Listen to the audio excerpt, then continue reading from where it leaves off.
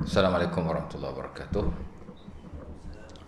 Innal hamdalillah nahmaduhu wa nasta'inuhu wa nastaghfiruhu wa na'udzu billahi min shururi anfusina wa min sayyiati a'malina may yahdihillahu fala mudilla lahu wa may yudlil fala hadiya lahu. Asyhadu an la ilaha illallah wahdahu la syarika lahu wa asyhadu anna Muhammadan 'abduhu wa rasuluh. Allahumma salli ala Muhammad wa azwajihi wa dzurriyyatihi kama shallaita ala ali Ibrahim innaka Hamidum Majid. Barik ala Muhammad wa azwajihi wa dzurriyyatihi wa barik ala ali Ibrahim innaka Hamidum Majid. Amma ba'du. Syukur kepada Allah Subhanahu wa taala kerana pada malam ini kita dapat sama-sama berada di surau kita. Dan kita solat Isyak dan tarawih lah ya. Secara berjemaah. Dan kita akan kongsilah sikit sebanyak kita boleh ambil manfaatnya insya-Allah taala. Nabi dan terjun ni tak apa kot. Baik, kita sambunglah perkongsian kita dua malam yang lepas. Itulah ana baca sebuah hadis yang diriwayatkan daripada Rasulullah sallallahu alaihi wasallam daripada Ibnu Abbas radhiyallahu taala anhu dalam Sunan At-Tabrani dan mungkin ada dalam buku-buku sunan atau hadis yang lain di mana Rasulullah SAW bersabda, arba'un man u'tiyahunna faqad u'tiya khairat dunya wal akhirah. Sesiapa yang diberikan 4 perkara, dia telah mendapat atau dia telah diberikan kebaikan dunia dan akhirat Pertama, lisanan zakira, lidah yang sentiasa berzikir. Lisanan zakira. Lisan makna lidah lah ya. Melayu pun dah kata lisan. Lisan ujian lisan. Lisan-lisan tu makna lidah. Ya. Verbal lah. Lidah lah lidah kita. Zakir makna yang sentiasa berzikir. Dan saya dah kongsilah part pertama daripada hadis itu.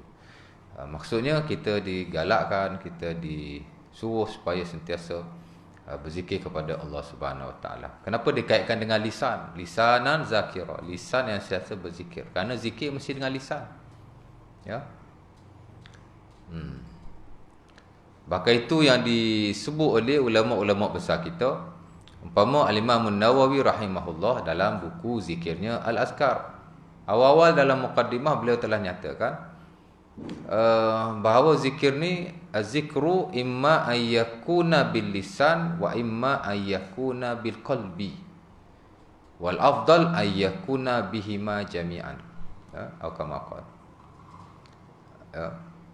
Katanya zikir itu boleh jadi dengan lidah, boleh jadi dengan hati, boleh jadi dengan kedua-duanya. Bukan, dia kata az-zikru imma ayyakuna bil lisan wa imma ayyakuna bil qalbi wal afdal ayyakuna bihima jami'an. Zikir ni boleh jadi dengan lidah, boleh jadi dengan hati, dan yang afdal ialah jika ia dilakukan dengan kedua-duanya. Bahkan sebagai ulama yang lain kata zikir ni bagus dia dengan mulut, kemudian dengan hati dan dengan anggota badan. Sekurang-kurangnya dengan tangan kita. Umpama ya diriwayatkan Rasulullah sallallahu alaihi wasallam bila berzikir baginda mengira-ngiranya dengan jarinya ya. Kata Abdullah bin Amr bin Al-As dalam Sunan At-Tirmizi rahimahullah, kana Nabi yaqidu tasbih bi yaminihi, ataupun setengah riwayat kana Nabi ya'uddu tasbih bi yaminihi. Nabi sallallahu alaihi wasallam mengira tasbih dengan tangan kanannya ya.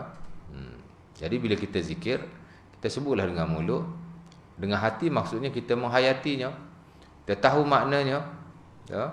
Kemudian kita mengira-ngira dengan jari kita. Jadi dia ada join belaka lah ya.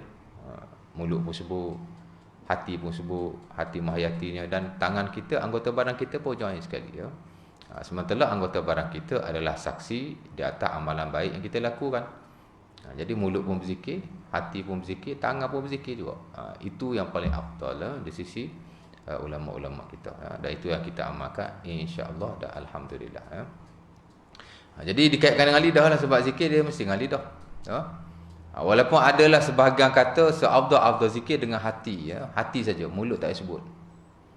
Tapi sebenarnya ada hak lagi afdal. Lidah pun tidak, hati pun tidak, diam je. Sebaik-baik zikir ialah diam. Ada. Pasal tu zikir hak tak tinggi sekali tak. Macam mana zikir diam ya? Az-zik afdalu zikri adamu zikr. Seafdal zikir ialah tidak berzikir. Macam mana tu ya? Dia buat contoh macam orang nak pergi ke KL lah. Kalau orang tak tahu, dia tengok signboard, dia tengok Waze, ataupun tengok Google lah ya. Tapi kalau orang dah tahu, dia tak tengok dah, dia pakai gigi aja. Tapi kita kata balik, kalau dulu mungkin je, kalau sekarang tak boleh. Sebab kadang-kadang kat tengah jalan jam, mau tak mau nak tengok juga location tu ya tak. Katanya begitulah ya. Tapi tak benar sama sekali. Zikir mesti dikaitkan dengan lidah. Bahkan Rasulullah SAW berzikir dengan lidahnya. Kalau bayi dia tak berzikir dengan lidahnya, macam mana kita nak tahu? Ya. Walaupun sebahagian besar daripada zikir Rasulullah SAW adalah secara sir. Ya. Ulama sepakat sebaik-baik zikir ialah sir. Cuma mereka tak sepakat jahar. Jahar ni sebahagian mengharuskan, sebahagian tidak mengharuskan. Sebahagian melihat ada keperluan dan tempat-tempat tertentu dijaharkan. Jika tidak, kembali kepada zikir yang asal ialah zikir yang sir. Itu pendapat yang paling betul dan yang paling pertengahan ya. Baik. Cuma adalah sekali-sekala Nabi kuatkan ya. Macam Imam Syafi'i, dia kata contohnya lepas sembahyang, zikir sir ya.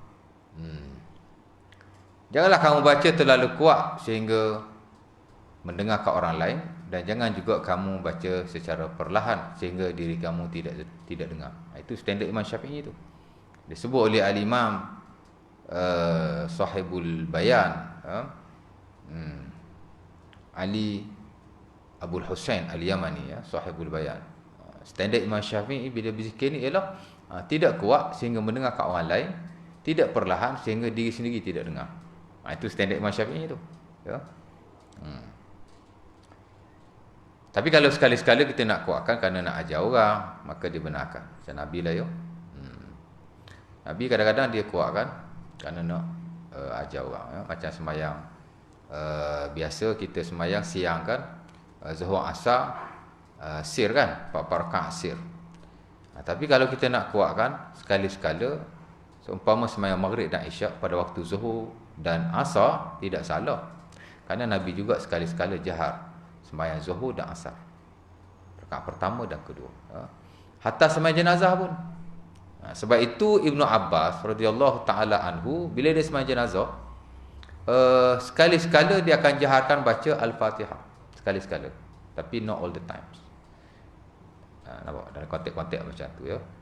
Ala kulli hal, zikir mesti dibaca dengan lidah. Mesti sebut dengan lidah.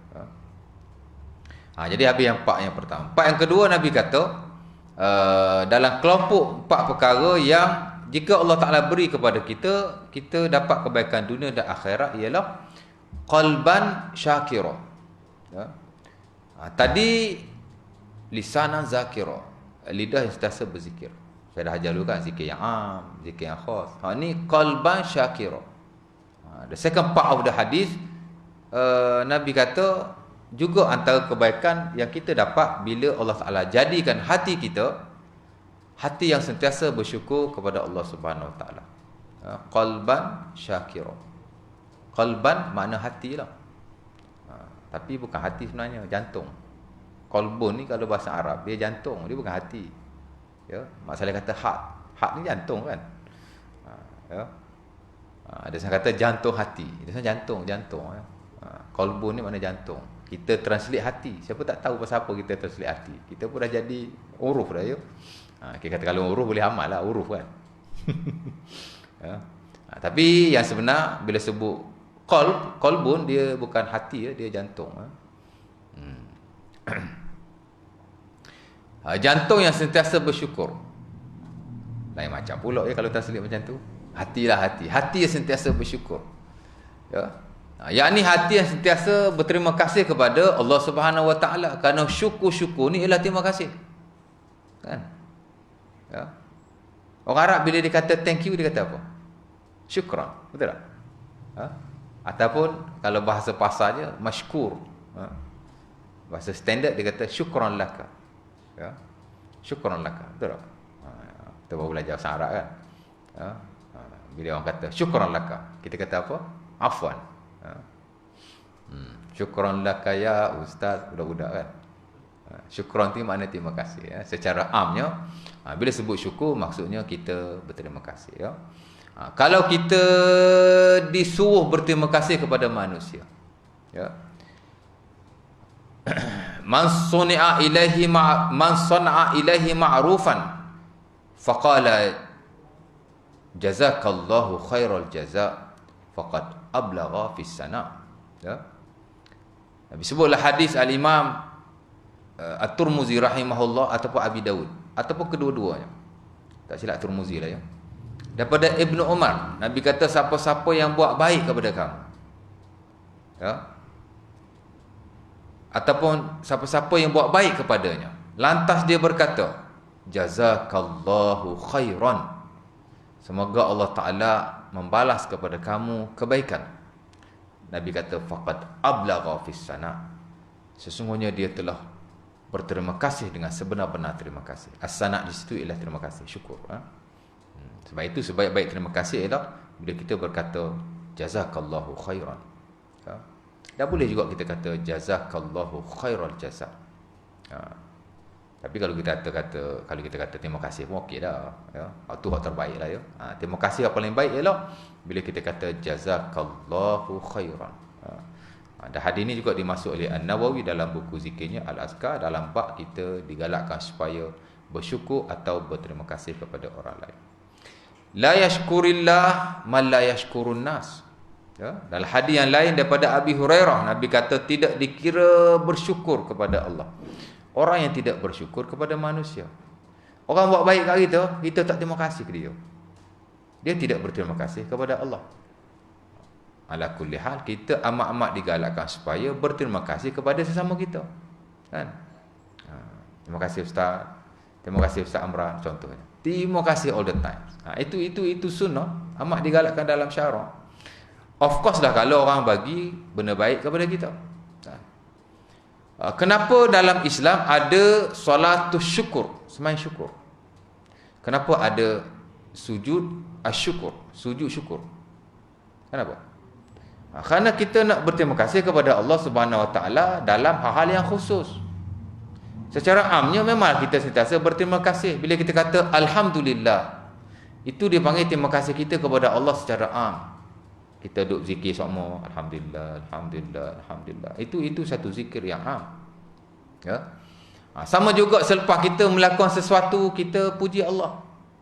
Kita bangun tidur umpamanya, alhamdulillah allazi ahyana ba'dama amatana wa ilaihi nusyur. Syukur. Kita masuk tandah baca doa atas. Keluar tandah, apa kita baca? Alhamdulillahillazi azhaba 'anil adza wa 'afani.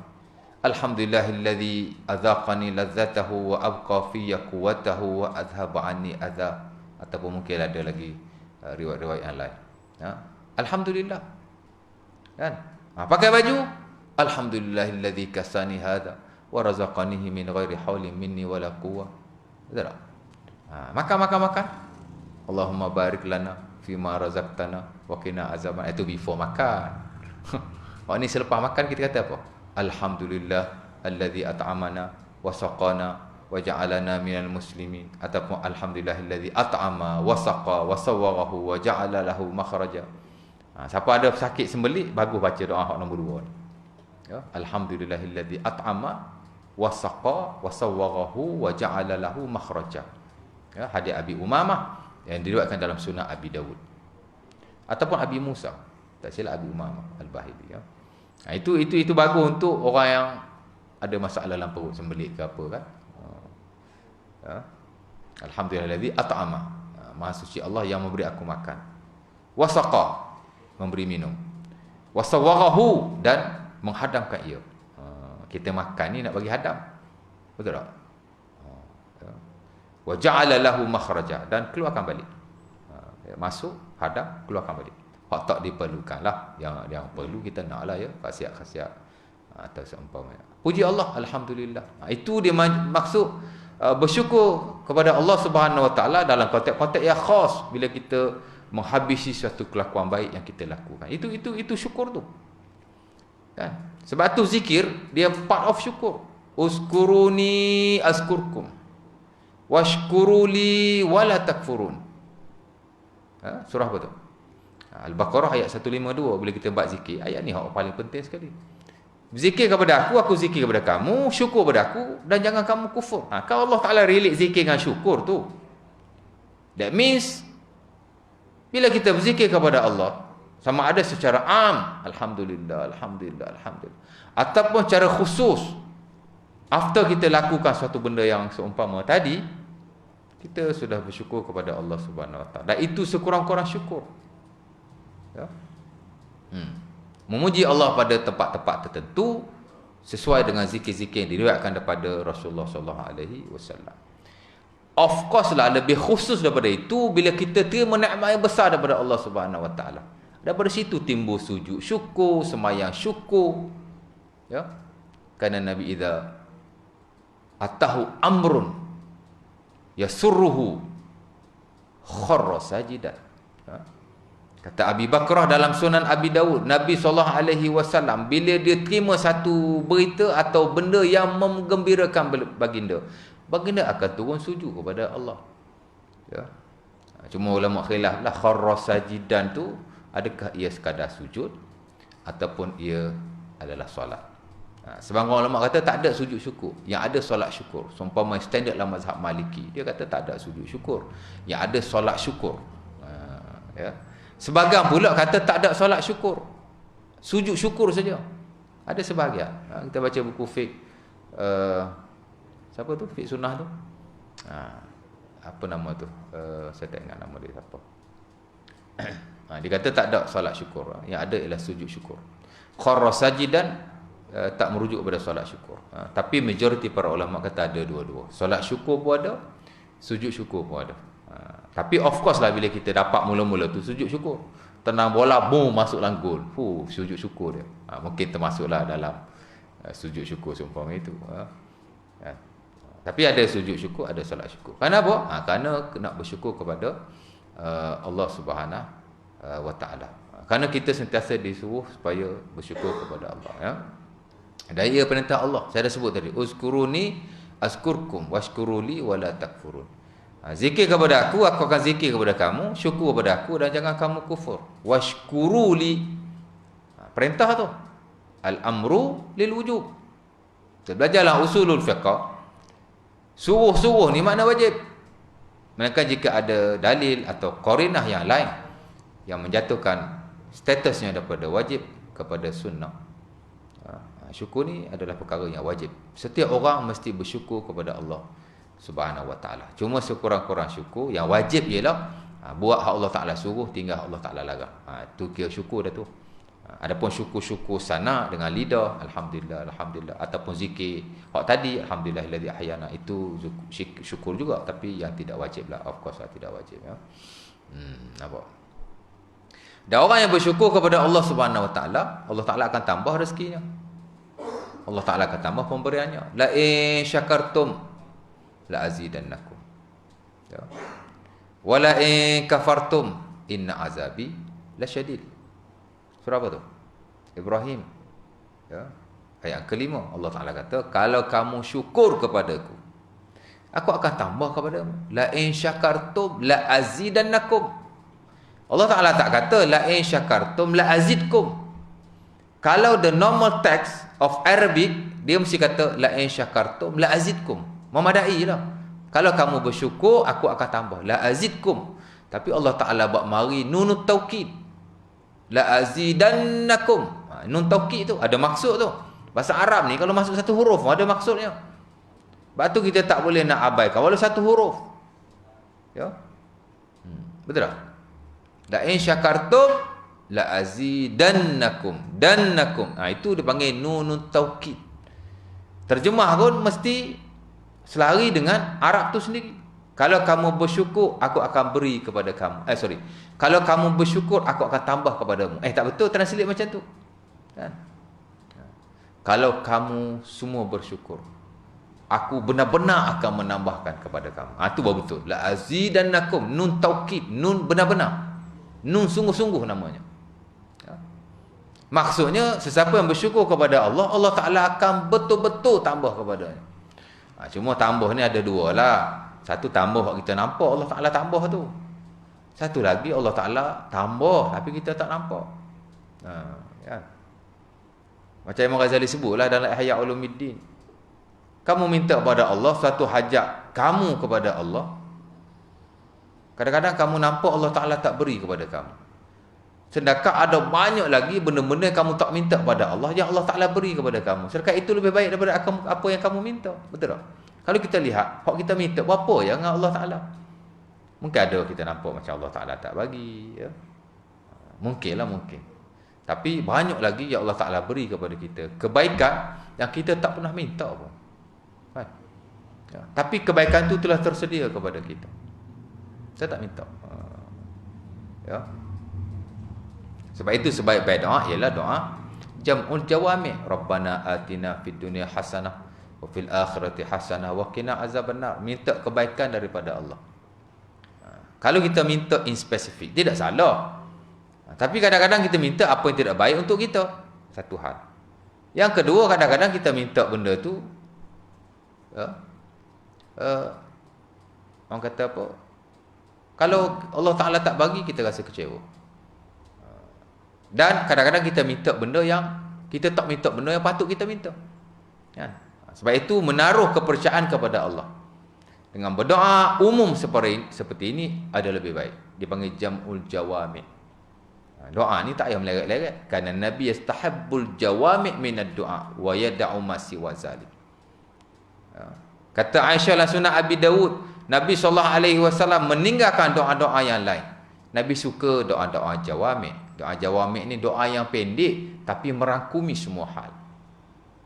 Dan itu yang ditegaskan oleh Al-Ghazali dalam Ihya. Dia kata banyak baca doa-doa jawami'. Pasal Nabi pun suruh macam tu. Buku zikir pun sama juga. Tak salah kita minta dengan Allah in spesifik. Terutama bila kita dilanda suatu masalah.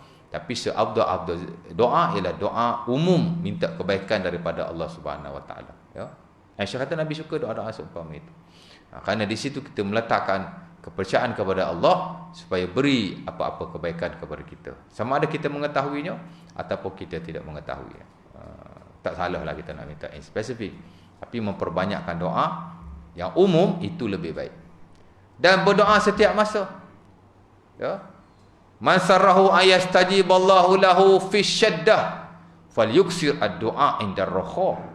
Ya. Dalam hadis Tirmizi daripada Abi Hurairah, Nabi kata siapa-siapa yang nak Allah Ta'ala terima doa dia ketika dia susah, maka hendaklah dia perbanyakkan doa ketika dia senang. Ya. Masa kita sihat, sentiasa minta dengan Allah, ya Allah jadikanlah aku sihat, ya Allah jadikanlah aku sihat. Jangan tunggu sakit pun nak minta. Kan? Saya pun sama juga, masa sihat tak doa, bila dah sakit pun doa, ya Allah sihatkanlah aku. Dia tak apa kena kan. Jadi kalau nak Allah Ta'ala terima doa semasa kita susah, banyaklah minta kepada Allah semasa kita senang.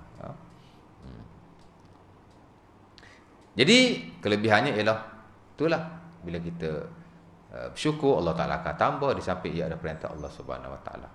Cuma dalam hal-hal yang lain ada juga Nabi ajar supaya kita sentiasa bersyukur, ialah dalam hal dunia ni kita biarlah kita sentiasa lihat orang yang lebih bawah daripada kita. Dalam hal akhirat kita lihat orang yang lebih daripada kita. Itu pun satu cara kita nak bersyukur kepada Allah. Kadang-kadang cakap senang, nak buat susah. Kan? Tapi Nabi dah ajar pada kita macam mana kita nak jadi orang yang bersyukur. Kita buat hal tadilah, kita memuji Allah secara am, kita memuji Allah di tempat-tempat yang khas. Bila kita terima satu perkara yang baik, kita sujud syukur kepada Allah. Kita berterima kasih kepada semanusia yang telah berbuat baik kepada kita dan berikan kebaikan kepada kita. Dan juga kita dalam hal dunia ni kita lihatlah orang yang lebih kurang daripada kita. Dalam hak agama kita lihatlah orang yang lebih baik daripada kita. Itu juga satu cara untuk kita bersyukur kepada Allah Subhanahu Wa Taala. Umpama Nabi ajar dalam Sunan At-Tirmizi juga daripada Abdullah bin Amr bin Al-As. Ya, ini cara nak bersyukur. Cara nak kita terima kasih pada Allah lah ya. Dia ada hubung kait juga dengan al-qanaah. Al-qanaah ni maksud kita rasa cukup dengan apa yang kita ada. Ya. Al-Imam Ibnu Abi Dunya, ulama yang terawal lah, dia wafat tahun 295. Dia ada banyak koleksi risalah-risalah ketasawufan, risalah-risalah kerohanian. Dia ada kitabuz zuhud, dia ada kitabul qanaah, dia ada kitabut tawakkul. Banyak koleksi risalah yang baik untuk kita belajar. Dari sudut kerohanian lah. Yang saya kira kalau nak belajar tasawuf, belajar buku dia amat baik sekali. Lebih baik daripada buku-buku yang ada. Pasal dia kerohanian yang berasaskan kepada hadis-hadis Nabi SAW. Kerana bila kita bercakap tentang kerohanian, sahibur ruhaniyah, tuan kerohanian yang paling baik ialah Rasulullah SAW. Bila kita bercakap tentang tasawuf, sahibut tasawuf, tuan kepada tasawuf yang paling baik ialah Rasulullah SAW. Macam mana kita nak tahu? Of course lah daripada hadis-hadis yang diriwayatkan daripada baginda sallallahu alaihi wasallam. Dan Ibnu Abi Dunya antara ulama terawal yang menghimpunkan hadis-hadis Nabi sallallahu alaihi wasallam dan dibab-babkan mengikut bab-bab tertentu. Ada kitabul qanaah. Qanaah ni maksud kita merasa cukup apa yang kita ada. Kata Nabi dalam hadis Tirmizi daripada Abdullah bin Amr bin Al-As, "Unzuru fid dunya man huwa dunakum, wanzuru fil akhirah man huwa fawqakum. Zalika ahra alla tazdaru bi ni'matillah." Itu cara nak bersyukur lah ya. Nabi kata, lihatlah dalam urusan dunia orang yang lebih kurang daripada. Ya? Jangan tengok orang lebih daripada kita. Kan? Kita pakai kereta kancil. Duk tengok orang yang pakai kereta besar-besar kan. Kereta Merc, kereta BM. Kereta hok mahal-mahal lah ya. Macam Ustaz Amran dia pakai kereta Merc, kereta mahal lah tu. Jangan tengok dia. Kan? Kalau kita tengok dia, bila aku nak jadi macam Ustaz Amran ni ya? Contohlah contoh ya. Jangan tengok orang yang lebih daripada kita. Tengok orang yang kurang daripada kita. Tengok orang naik basikal, tengok orang naik motosikal yang buruk-buruk. Kadang-kadang dia naik motosikal buruk tapi dia kaya, ada kereta besar kat rumah tu, tak kisahlah. Tengok dia masa naik basikal tu lah ya, masa dia naik motor kan. Kita tengok orang yang kurang, nasibnya berbanding kita. Pada saat itu kita bersyukur kepada Allah. Mujurlah buruk kereta aku pun ada kereta juga kan. Macam saya lah, buruk jentu saya pun ada kereta juga ya. Tu yang tak tukar-tukar lagi Ustaz tu. Dalam dunia tengok orang yang kurang daripada kita kan. Rumah kita kecil je, bila nak beli rumah yang besar-besar sikit ni kan, gaji kecil macam saya. Sampai sudah duk gigit jari macam tu, gigit bibir kan. Tak payah. Tengok orang yang lebih kurang daripada kita. Tapi dalam hal agama, hal akhirat, tengok orang yang lebih daripada kita. Sebab itu Al-Qurtubi rahimahullah dalam tafsir, saya tak ingatlah dia tafsir ayat yang mana. Dia favorite tafsir saya ialah tafsir Al-Qurtubi sebab dia tafsir fiqh kan. Saya dulu belajar fiqh. Dia kata hasad ni ada dua, satu yang mahmud, satu yang mazmum. Dengki-dengki ni ada yang dipuji, ada yang dicela. Yang dipuji ialah kita dengki dalam hak agama lah. Kita tengok orang tu boleh jadi imam, kita kata bila aku nak jadi imam. Kita pun belajar sampai kita jadi imam. Contohlah ya. Asyik duk suruh orang jadi imam, bila kita nak jadi imam? Ya. Kita tengok orang tu pandai baca Quran, kita pun rasa bila aku nak pandai baca Quran macam dia ya. Kita pun belajar sampai kita pun pandai baca Quran. Mana kita ada perasaan tak puas hati, dengki lah tu. Ya, dengki yang dipuji. Ya. Bila kita tengok orang yang berbuat satu kebaikan, kita tak mampu nak buat macam dia, kita pun cubalah ya. Macam sahabat Nabi ada dengki juga. Yang kita duk zikir selepas sembahyang tu, asal cerita dia, walaupun ada banyak riwayat kan.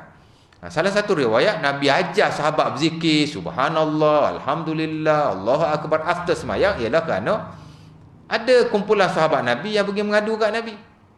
Kan? Umpama diriwayatkan dalam sunnah Sahih Muslim ataupun Bukhari daripada Abu Zar, sahabat zahaba unasu min ashabi Rasulillah ilaihi faqala ya Rasulullah, ada beberapa kelompok sahabat Nabi jumpa Nabi, dia kata ya Rasulullah, Hadis tu hadis Abu Hurairah juga tapi dengan lafaz yang berbeza. Tapi cerita dia sama. Dia jumpa Nabi kata, ya Rasulullah, zahaba ahlud dusur bid darajatil ula wan na'imil muqim. Orang kaya ni, ad-dusur ialah sahibul amwal, orang yang kaya.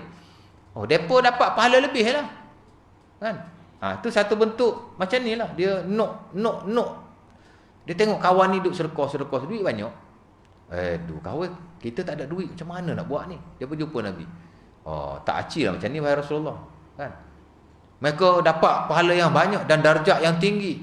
Pasal apa Nabi kata? Yusalluna kama nusalli. Depa semayang macam kami semayang. Yasumuna kama nasum. Mereka pun puasa macam kami puasa. Lahum fatlum min amwalihim fayatasaddaqun wa yu'tikun wa la natasaddaqu wa la nu'tik. Tapi mereka ada harta yang lebih. Depa dapat bersedekah, depa dapat membebaskan hamba. Kami tak boleh bersedekah, kami tak boleh membebaskan hamba. Awalaysa qad ja'alallahu lakum sadaqatan fima amiltum. Nabi kata, bukankah Allah Taala telah jadikan sedekah pada setiap apa yang kamu amalkan? Ya ke? Bila pula? Nabi kata, tusabbihuna dubura kulli salatin salasan wa salasina marratan wa tukabbirun wa tuhammidun ila akhiril hadis. Nabi kata, kamu baca lepas sembahyang, kamu bertasbih, kamu berzikir, bertahmid, kamu bertakbir. Ada setengah riwayat Nabi suruh, lepas sembahyang kamu tasbih 33 kali, takbir 33 kali, tahmid 33 kali. Dia pun pergi buat, balik-balik dia cakap, wahai Rasulullah, kami buat, depa tengok kami buat, depa buat macam kami juga. Allah, lebih juga depa jadinya. Nabi kata, zalika fadlullah yu'tihi may yasha. Itu adalah kelebihan Allah yang Allah Taala berikan kepada siapa yang dia mahu. Syukur-syukurlah tu Nabi kata, biarlah dia nak amal juga kan. Itu satu bentuk macam dengki lah, kita kata macam tak puas hati. Depa dapat lebih pahala ni, macam mana ni? Kita ni masalah kita, bab dunia kita dengki. Bab agama tak nak dengki kita. Kan? Tak ada pula berebut-rebut nak jadi imam. Ada? Ada tak masjid surau yang berebut-rebut orang nak jadi imam? Tak ada. Biasa kau tolak aku tolak engkau. Ya tak? Biasa macam tu lah. Jadi tidak boleh. Mesti kita jadi orang yang melihat dalam hak agama orang yang lebih daripada kita. Ya? Supaya kita berusaha jadi seumpama dia. Berusaha lah mana kata. Ni tidak kan. Benda dunia kita. Itu cara kita nak bersyukur ya. Benda dunia tengok orang yang kurang daripada kita. Itu main qanaah lah, qanaah. Dan benda akhirat kita lihat orang yang lebih daripada kita ya, kita lihat orang yang lebih daripada kita. Dan dengan mengamalkan 3 atau 4 perkara yang setelah kongsikan tadi, maka mudah-mudahan hak Nabi sebut qalban syakira, hati yang bersyukur kepada Allah, kita akan dapatlah hati yang berkenaan, insya-Allah taala ya. Berapa minit Syekh? 30 minit. Patut bila terjun kena sejam ni. Okeylah tu. Jadi 2 part ya. Jadi lisanan zakira, mudah-mudahan kita jadi orang yang ada lidah yang sentiasa menyebut nama Allah dan berzikir kepadanya, dan mudah-mudahan kita ada qalban syakira, hati yang sentiasa bersyukur kepada Allah Subhanahu Wa Taala, sentiasa memujinya all the times, dan of course lah pada specific places. Sementara jika kita menerima satu berita-berita yang baik, pujilah Allah Subhanahu Wa Taala. Kalau tak sujud syukur pun, kalau tak sembahyang syukur pun, kita banyak-banyaklah memuji Allah Subhanahu Wa Taala, kerana saya juga sering tegaskan bahawa Allah ni dia suka dipuji, suka dipuji. Hatta Al-Qurtubi rahimahullah disebut dalam tafsirnya, ayat yang pertama dalam Quran ialah alhamdulillahirabbil alamin. Kita kata ayat pertama bismillah, tapi Maliki dia kata ayat pertama, Qurtubi dia mazhab Maliki ya. Dia kata ayat pertama dalam Quran ialah alhamdulillahirabbil alamin. Allah Taala memujinya dengan Allah Taala membuka kitabnya dengan memuji dirinya. Alhamdulillahirabbil alamin. Sebab tu dia kata, sebagai ulama kata seafdal zikir bukan la ilaha illallah, tapi alhamdulillah rabbil alamin ya. Seafdal zikir, kerana Allah Taala memulakan ayatnya ataupun kitabnya dengan ayat berkenaan. Dan sebagai ahli tafsir kata alhamdulillah rabbil alamin ni dipanggil jumlah khabariyah insyaiyah. Maksudnya alhamdulillah rabbil alamin ay qulu alhamdulillah rabbil alamin. Katakanlah, itu maksud khabariyah insyaiyah. Dia jumlah khabariyah, dia nak beritahu, tapi di belakangnya ada perintah. Itulah qulu, katakanlah alhamdulillahirabbil alamin. Segala puji bagi Allah, Tuhan sekalian alam, ya. InsyaAllah ta'ala. Jadi setakat itu dulu pada malam ini. Aku lukul azhar. Assalamualaikum warahmatullahi wabarakatuh. Kita tutup majlis kita dengan tasbih kafarah dan surah Al-Asr.